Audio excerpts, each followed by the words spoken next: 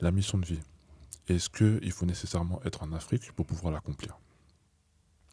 Alors, c'est une excellente question. Ça dépend justement de sa mission de vie et notamment de la quatrième maison, qui est la maison qui vous relie aux ancêtres. Mm.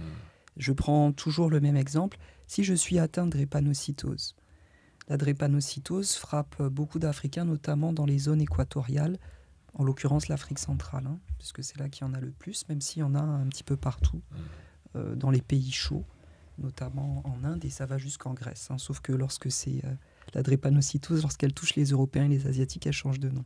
Ça s'appelle plus drépanocytose, il lui donne un autre nom. Pour nous, quand on observe maintenant nos traditions, on remonte à l'historique de l'Empire Congo avec un cas. Donc aujourd'hui, ce serait la RDC et l'Angola, grossièrement, si on parle en termes de frontières. C'était quelque chose qui était recherché par nos ancêtres parce que ça permettait de lutter contre le paludisme. Les personnes qui développaient la drépanocytose résistaient au paludisme. Donc, en revenant à l'histoire du couple, pendant des générations, ils ont formé des couples pour pouvoir justement obtenir ce gène dans leur famille. C'est pour ça qu'il est autant répandu en Afrique centrale. Donc maintenant, j'arrive en Europe, je nais avec la drépanocytose, ça devrait faire tilt. Je devrais me dire, je suis censé vivre en zone équatoriale. Donc je n'ai rien à faire en Europe. Parce qu'en Europe, c'est un problème et vous êtes soumis donc à l'industrie pharmaceutique qui va tester toutes sortes de médicaments toute votre vie durant. Vous allez servir de cobaye, alors qu'en Afrique, vous auriez pu renforcer peut-être des gènes de personnes afin de lutter contre le paludisme. Vous auriez pu avoir une mission de vie qui aurait renforcé les communautés, par exemple, rurales. Okay. Je parle de la quatrième maison parce que c'est celle qui, dans l'astrologie sidérale ou tropicale, fait référence au lien avec les ancêtres et à la famille.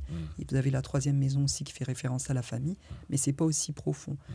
Ça dépend effectivement de si on a quelque chose dans cette maison-là, et puis dans d'autres aussi. C'est une interprétation générale. Oui. On ne peut pas se contenter seulement d'une seule maison, il y en a 12. Et on ne peut pas non plus se contenter uniquement de certaines présences de signes, enfin de glyphes, comme ils les appellent, pour interpréter le choix du lieu géographique.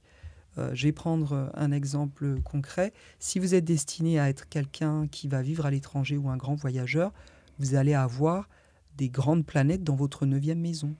Alors ceux, par exemple, de nos frères, cousins ou enfants qui traversent la Méditerranée et puis ont fait leur charte astrale, on se rend compte qu'il n'y a rien dans la maison 9, ça explique pourquoi le passage a été difficile. C'est qu'ils n'étaient même pas censés voyager à la base. Voyez, alors que quelqu'un qui était censé voyager, moi j'ai regardé par exemple ma 9e maison, et effectivement j'ai des présences de planètes, ça explique pourquoi j'ai été expatrié pendant 14 ans, et peut-être pourquoi mes parents m'ont fait naître en Europe. Vous voyez, ça a un sens, parce que ma 9e maison, elle est habitée, et par une grosse planète.